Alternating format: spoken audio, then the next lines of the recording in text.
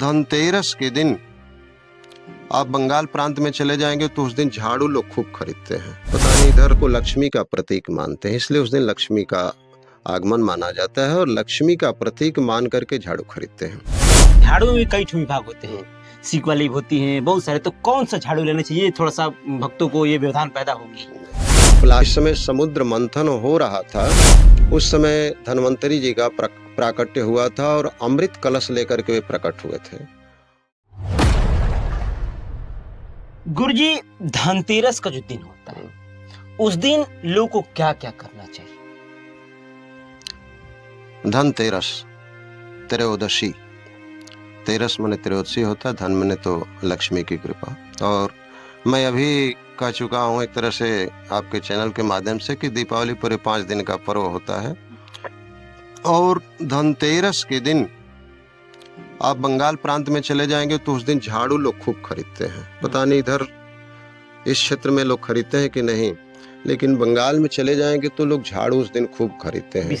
विशेष करके 50 का झाड़ू 150 रुपए में बिकता है उस दिन 150 रुपए में 50 का झाड़ू 150 रुपए में बिकेगा। 200 रुपए, 250 रुपए, क्योंकि लोग झाड़ू को लक्ष्मी का प्रतीक मानते हैं, इसलिए उस दिन लक्ष्मी का आगमन माना जाता है और लक्ष्मी का प्रतीक मान करके झाड़ू खरीदते हैं। लेकिन शास्त्र सम्मत व्यवस्था है कि उस दिन चांदी के, पीतल के, तांबे के बर्तन खरीदने चाहिए, आभूषण खरीदने चाहिए। और उस दिन आभूषण खरीद करके या जो भी है बर्तन खरीदिए, पूजा का बर्तन हो या खाने पीने का बर्तन है, सब खरीदना चाहिए। उस दिन शुभ माना जाता है, एक तरह से धन का आगमन होता है, देवी का आगमन माना जाता है। और धनतेरस के दिन संध्या के समय में यमराज को दीपक जला करके, यमराज जो है पितृस्वरूप है, यमराज को दीपक जला करके दक्षिणाभिमुख दीपक जलाते हैं। हम लोग दीपक जलाने के बाद उनसे यह कामना की जाती है कि हे प्रभु, हम लोग को इस दुर्मरण से दूर रखें। अकाल मृत्यु, विशेष करके धनतेरस के दिन दीपक जलाने से अकाल मृत्यु रुकती है। आज देखिए दुर्घटनाएं बढ़ गई हैं, उसका कारण क्या है? बड़े बड़े टोटके हम लोग करते हैं, किसी को नजर लग जाती है तो टोटके करते हैं, यहाँ तक कि खाने वाला मिर्चा जो है उसके सिर से घुमा करके 7 बार हम लोग अग्नि में डालते हैं और कहते हैं कि नहीं, इसके ऊपर नजर गुजर लगी थी।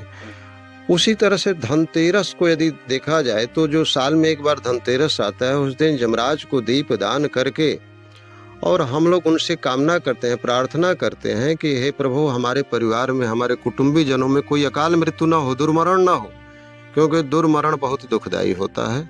तो ये दुर्मरण ना हो। अगर सभी सनातनी, सभी अपने परों की ओर लौट जाएं, कुछ न कुछ उसकी वैज्ञानिकता है, अपने सनातन की ओर लौटे, अपने शास्त्रों पर विश्वास करें, तो निश्चित रूप से आने वाली विपदा से हम लोग बच सकते हैं।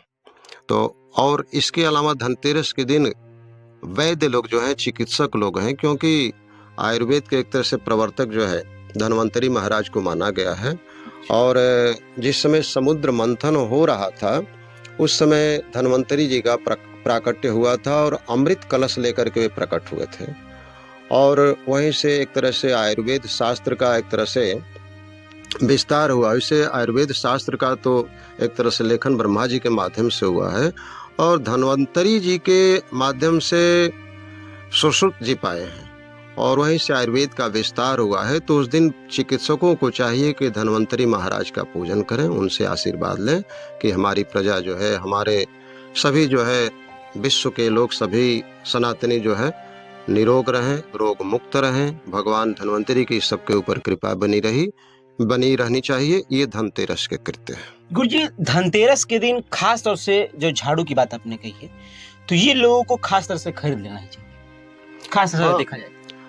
हमारे यहाँ देखे होंगे कि गृह प्रवेश वगैरह होता है, वास्तु शांति होती है, झाड़ू का भी पूजन होता है। झाड़ू को लक्ष्मी का प्रतीक माना गया है और लक्ष्मी का घर में आगमन धनतेरस के दिन बहुत शुभ माना जाता है। तो झाड़ू को खरीदना भी चाहिए और बर्तन वगैरह भी खरीदना चाहिए, ये हम सबके लिए भले की बात है। मुझे झाड़ू में कई विभाग होते हैं, सीक वाली होती हैं, बहुत सारे। तो कौन सा झाड़ू लेना चाहिए? थोड़ा सा भक्तों को ये व्यवधान पैदा होगी। प्लास्टिक वाला भी इस समय झाड़ू चल चुका है, तो प्लास्टिक वाले झाड़ू को छोड़ करके बाकी वर्तमान में जो भी वनस्पति से निर्मित झाड़ू हैं, उन्हीं की महत्ता है और उन्हीं को खरीदना चाहिए।